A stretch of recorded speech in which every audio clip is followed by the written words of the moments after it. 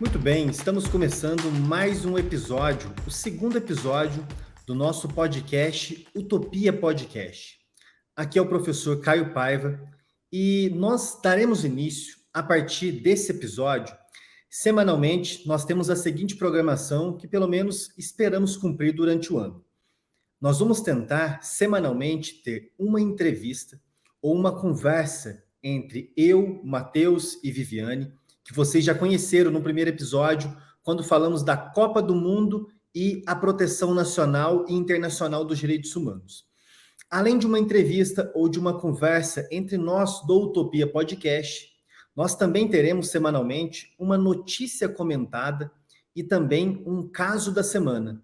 Notícia comentada, eu vou escolher do noticiário, dos principais jornais, casos que estão sendo mais discutidos na imprensa, vou trazer para vocês uma síntese dessa notícia e vou destacar os pontos jurídicos mais importantes numa linguagem bem clara, bem acessível e bem didática.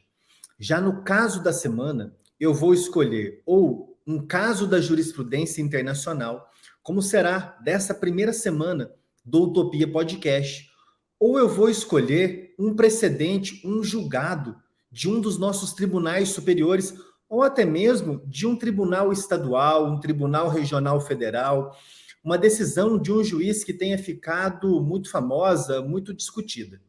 Em resumo, semanalmente, uma entrevista ou uma conversa, uma notícia comentada e também um caso de jurisprudência comentado. Nessa primeira notícia comentada, a notícia que eu escolhi para comentar com vocês é uma notícia, uma matéria publicada no jornal A Folha de São Paulo há poucos dias, no dia 4 de dezembro. Quem acompanha o Utopia Podcast também pelo YouTube, durante as nossas transmissões, que estão disponibilizadas para vocês após serem gravadas, vocês também vão conseguir visualizar algumas imagens, alguns fragmentos de textos. Eu sempre vou tentar preparar um slide para exibir para vocês que também me acompanham aqui no canal do nosso podcast no YouTube. Eu sei, você que está acompanhando aqui pelo YouTube, não dá para fazer uma leitura na íntegra dessa notícia. Por isso, eu estou aqui com o meu celular e farei apenas uma leitura rápida, bem objetiva, dos primeiros parágrafos. Manchete dessa notícia, do dia 4 de dezembro, jornal Folha de São Paulo. Uma reportagem dos jornalistas Ângela Pinho e Carolina Linhares. Hostilização a políticos e artistas expõe debate legal. País tem onda de ofensas a personalidades de esquerda, direita e centro. Vamos agora para os primeiros parágrafos. Que político ou artista que se posiciona politicamente pode entrar hoje em um avião ou em um restaurante com a tranquilidade de que não será ofendido? No Brasil, poucos.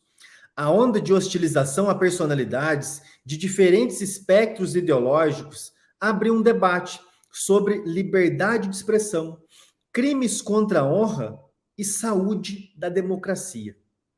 Para coibir casos do tipo, políticos cobram a responsabilização dos autores das ofensas, inclusive com a avaliação de novos tipos penais, ou buscando enquadrá-los no crime de perseguição, também conhecido como crime de stalking, previsto, sancionado, incorporado no nosso Código Penal no ano de 2021. Último parágrafo. Estudiosos, porém, avaliam que a criminalização pode não resolver, e se abrangente demais, arrisca penalizar manifestações legítimas. Essa reportagem da Folha de São Paulo é ilustrada com uma imagem do Gilberto Gil, que estava no Catar acompanhando a Copa do Mundo e foi hostilizado por bolsonaristas. A imagem também, a reportagem também traz uma imagem do Ciro Gomes, junto com a sua esposa, sendo abordados em Miami. Parece que no aeroporto em Miami, igualmente sendo hostilizados por bolsonaristas, por pessoas entusiastas do presidente Bolsonaro. Gravo esse episódio para vocês no dia 8 de dezembro. Bolsonaro ainda não foi, mas está chegando a hora. Essa reportagem ainda traz como ilustração uma foto da atriz Regina Duarte, que foi simplesmente vaiada em um teatro em São Paulo. Não me pareceu uma hostilização. Hostilizar me parece que é mais do que vaiar.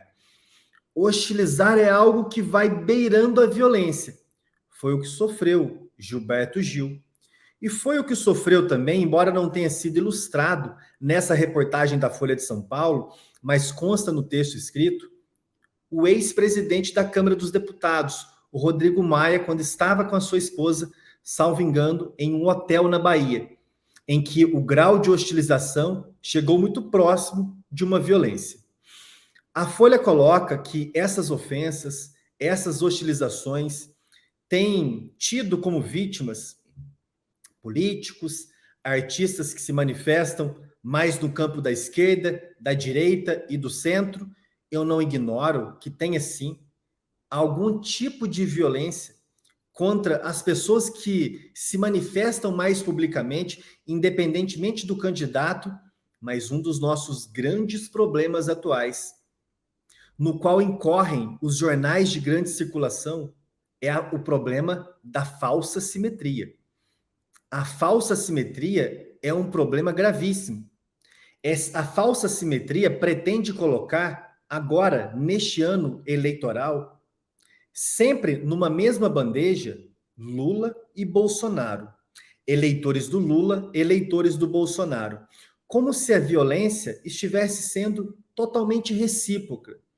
Como se a violência estivesse sendo equânime, na mesma proporção de ambos os lados. Eleitores do presidente Bolsonaro, artistas bolsonaristas, também sofreram em algum grau as consequências da violência política que assola nosso país. Mas nem de longe chegou na proporção em que essa violência política atingiu artistas, pessoas comuns e também políticos de um espectro da esquerda que estavam no período das eleições apoiando o candidato eleito, presidente Lula. Com esse breve comentário e com essa crítica à falsa simetria, vamos prosseguindo para analisar agora alguns pontos específicos. Vou deixar a tela assim, que você que me vê no YouTube, tanto consegue me visualizar bem, como consegue também fazer uma leitura da tela. Ilustro agora, para que possamos continuar no debate, a seguinte questão. Tudo bem. Os políticos, os artistas, as pessoas mais entusiastas, a ambos então candidatos, tanto antes como também após as eleições, estão sofrendo, em maior ou menor grau, hostilização. Este deve ser um problema do direito penal? Essa é a primeira questão que nós temos que responder. A honra é um bem jurídico que deve receber a tutela, a proteção penal? Eu me recordo que não faz tanto tempo havia um discurso na doutrina mais crítica do direito penal no Brasil e um discurso que, confesso a vocês, durante algum tempo me seduzia. Um discurso segundo o qual a honra não deve ser um bem jurídico penal. Ofensas contra a honra devem ser resolvidas na justiça civil, com indenização.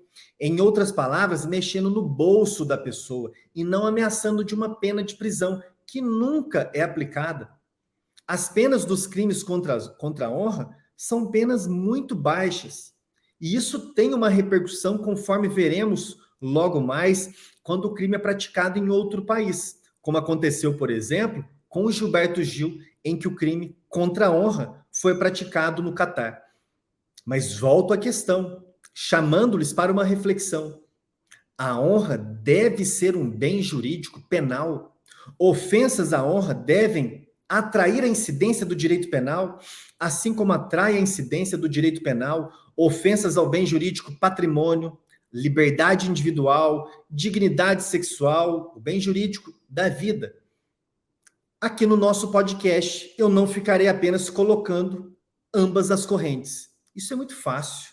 Colocar, de um lado, estão as pessoas, os autores, os juristas que sustentam que sim, a honra deve ser um bem jurídico que vai receber a tutela do direito penal.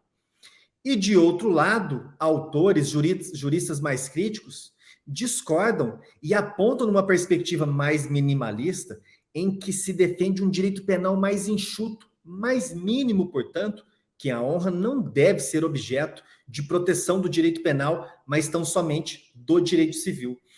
Eu disse para vocês que há um tempo atrás eu me entusiasmava com esse discurso mais crítico.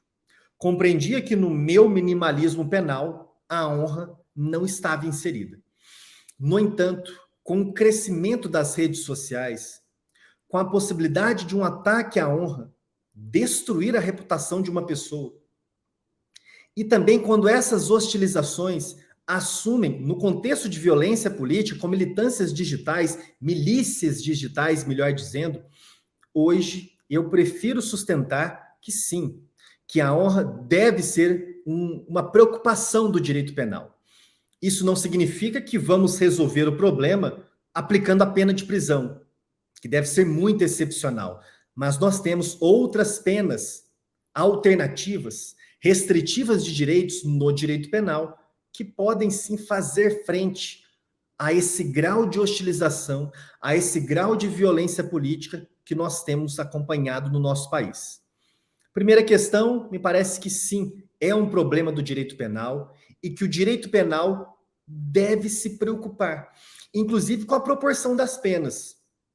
Que se vocês fizerem uma leitura das penas dos crimes contra a honra, são penas baixíssimas.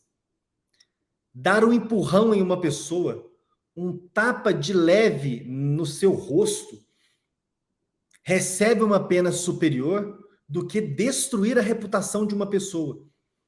Imputar a ela um crime que sabidamente ela não cometeu. O que nos prejudica mais? O que nos agride mais? Nós estamos acostumados a colocar acima da honra a nossa integridade física. Mas com a proliferação das redes sociais e com o alcance que uma ofensa pode alcançar, será que não chegamos em um momento, inclusive, de debater se a incidência do direito penal nos crimes contra a honra, em alguns casos, talvez quando inseridos em um contexto de violência política que limita a liberdade de expressão das pessoas, de simplesmente quererem defender um candidato, será que não deve merecer uma pena maior? Vejamos quais são as respostas atuais que nós temos da nossa legislação. A partir desses casos mais polêmicos que foram divulgados com pessoas conhecidas, em especial o caso do Rodrigo Maia, chegou-se a cogitar, e me parece que ele fez uma representação nesse sentido ao Ministério Público, para que as pessoas que o hostilizaram naquele momento respondessem pelo crime de perseguição, pelo crime de stalking, previsto no artigo 147-A do nosso Código Penal. Você que não é do direito, porém, funciona assim no direito penal. A pessoa somente pode responder por um crime se a conduta dela se encaixa perfeitamente naquela moldura prevista na lei, que chamamos, numa linguagem mais técnica, de tipo penal. Se não se encaixar perfeitamente, aquela conduta não pode ser considerada criminosa. Não significa que a conduta não será reprovável, errada, feia, imoral, antiética, mas crime ela não será. Pois vejam então o seguinte: o nosso legislador, quando tipificou a conduta da perseguição, do stalking, colocou como, assim chamamos no direito, um elemento normativo dessa moldura do tipo penal, que a perseguição deve ser reiterada. Reiterada significa aquilo que não é apenas uma vez. A pessoa tem que, de fato, perseguir constantemente, reiteradamente uma pessoa. Por isso, hostilizar uma vez não é crime de perseguição. No contexto do caso Rodrigo Maia, me parece que os seus advogados, quando fizeram a representação para que o Ministério Público movesse uma ação penal contra as pessoas que teriam o perseguido, a defesa técnica, o advogado do Rodrigo Maia e da sua esposa, colocou que, como as pessoas exploraram aquele vídeo da hostilização posteriormente em suas redes sociais, aquilo seria um prolongamento daquela primeira hostilização, que com a proliferação espontânea do vídeo nas redes sociais, seria uma perseguição reiterada. Não dá para fazer isso. A perseguição reiterada não se confunde com a exploração do mesmo vídeo, de uma única hostilização nas redes sociais. Na minha compreensão, o caso Rodrigo Maia, o caso também do Gilberto Gil, o caso também ilustrado do Ciro Gomes, não se enquadra no crime de perseguição. Agora, se uma ou mais pessoas entende por de fato perseguir o Gilberto Gil, passa a frequentar ali no entorno da sua residência, passa a ir aos seus shows, passa a descobrir no restaurante em que ele está frequentando, e mais de uma vez, reiteradas vezes, o persegue, provocando hostilização, neste caso, será objeto do crime de stalking ou de perseguição. Pois bem, diante dessa não incidência do crime de stalking, de perseguição, o senador Randolfo Rodrigues apresentou um projeto de lei para colocar no nosso Código Penal um crime novo, para criminalizar a conduta de assédio ideológico no nosso Código Penal. Aqui a letra está tão pequena que até eu mesmo tenho dificuldade para fazer a leitura, mas vamos ver se eu consigo identificar colocando assim na tela. Assediar alguém publicamente, de forma violenta ou humilhante, premido por inconformismo político, partidário ou ideológico. Vejam só, aqui, aparentemente, a moldura do tipo penal cobre aquelas condutas. Cobre aquelas condutas que nós vimos na matéria da Folha de São Paulo do dia 4 de dezembro. No entanto, eu considero essa moldura, esse tipo penal muito problemático. E isso porque ele me parece muito aberto. No direito penal, nós não gostamos de tipos penais abertos, porque eles deixam margem para dúvida. O direito penal não pode deixar um grau de discricionariedade muito extenso para o juiz. O juiz deve analisar a conduta da pessoa e realizar rapidamente uma interpretação para verificar se encaixa nesse tipo penal, então ela praticou esse crime. O juiz não pode ficar pensando muito. Será que essa pessoa agiu premida por uma questão de natureza política? Será que essa pessoa, de fato, assediou alguém publicamente? O que significa inconformismo político, partidário ou ideológico? Será que uma pessoa que simplesmente encontra o Ciro Gomes ou outro político em um aeroporto e faz uma crítica mais dura? Ciro Gomes, você está do lado da esquerda. Ciro Gomes, você representa o fracasso moral do país. Será que isso é crime? Eu coloco essa dúvida para vocês porque já faz bastante tempo que a jurisprudência internacional e que também os nossos tribunais compreendem que as pessoas públicas possuem um grau de proteção da sua honra menor do que a ofensa que é dirigida às pessoas comuns. Eu trouxe como exemplo o julgamento do caso pela Corte Interamericana de Direitos Humanos, do caso Tristan Donoso contra o Panamá, quando a Corte Interamericana entendeu que as pessoas públicas devem ter uma aceitação e uma tolerância maiores em relação a críticas. Mas muita atenção, destaquei isso aqui na tela. Críticas não se confundem com a hostilização que beira a violência. É o caso concreto que vai nos mostrar se foi algo mais violento, que pode se enquadrar em algum tipo penal da nossa legislação, ou se foi apenas uma manifestação, ainda que mais acalorada, ainda que mais ácida, ainda que mais sem educação de uma crítica para uma pessoa pública.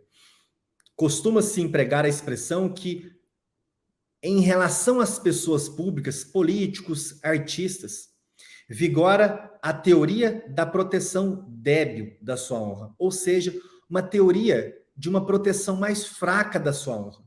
As pessoas públicas vão sofrer mais na sua honra. O Lula não pode sair processando todas as pessoas que o chamam de corrupto. embora ele não tenha condenação transitada em julgado nenhuma por um crime de corrupção. As condenações que ele possuía foram todas anuladas. Ele é juridicamente inocente, talvez como você que me assiste ou que me ouve nesse momento. Bolsonaro não pode processar milhões e milhões de brasileiros que insistem em chamá-lo de genocida, embora ele não tenha sido condenado no Brasil, nem tampouco no Tribunal Penal Internacional, pelo crime de genocídio. As pessoas públicas devem já perceber que entrou na vida pública uma parcela da sua intimidade, uma parcela da sua honra está em jogo. Uma parcela da sua honra não será protegida como é protegida a honra das pessoas, entre aspas, comuns. Coloco para vocês, para que possamos aqui caminhar para o fim, que, na minha opinião, o direito penal existe para enfrentar problemas não resolvidos por outras formas de controle social. E os últimos meses, os últimos 3 ou 4 anos, nos mostraram, pelo menos mostrou a mim, que a violência política é um problema muito grave. A violência política que começa numa agressão à honra, não demora muito, ela está eliminando a vida de um dissidente político. Por isso, numa síntese, defendo que o direito penal pode sim ser utilizado, que a honra, inclusive das pessoas públicas, em um nível menor, porém, que a honra dessas pessoas públicas pode também ser protegida pelo direito penal. Eu disse anteriormente que, em razão da pena veiculada aos crimes contra a honra, isso traz uma consequência prática um pouco problemática. Eu me refiro, basicamente, à consequência que nós podemos extrair do caso, do exemplo do Gilberto Gil. Gilberto Gil foi atacado na sua honra por brasileiros em Doha, no Catar. Um crime praticado em outro país. É possível que um crime praticado em outro país, que o brasileiro seja punido no Brasil? Sim, é possível. Isso está mais ou menos bem desenhado no artigo 7º do nosso Código Penal. Ocorre, porém, que para a incidência extraterritorial da nossa lei penal, que neste caso é condicionada a alguns requisitos, um dos requisitos previsto na nossa lei de imigração, na nova lei de imigração, é justamente o seguinte, artigo 82 da nossa lei de imigração. Não se considerar a extradição quando a lei brasileira impuser ao crime pena de prisão inferior a 2 anos. O artigo 7º do nosso Código Penal coloca como condição para a incidência extraterritorial da nossa legislação penal. O crime praticado pelo brasileiro no exterior deve ser um crime que autorize a extradição. Os crimes contra a honra nos tipos básicos, sem incidir circunstâncias qualificadoras, aumento de pena, como, por exemplo, ofensas praticadas nas redes sociais, em regra, em quase todas as possibilidades, a pena está abaixo de 2 anos, inviabilizando assim, no caso do Gilberto Gil, aparentemente, a incidência extraterritorial da lei penal brasileira. Com isso, nós encerramos essa primeira notícia comentada aqui do nosso Utopia Podcast. Se você gostou, se você acha que aprender um conteúdo foi interessante, ainda que seja para revisar a matéria, compartilhe o vídeo do YouTube com seus amigos, com as suas amigas e também o link do nosso áudio no seu tocador de podcast preferido. Um abraço e até o nosso próximo episódio.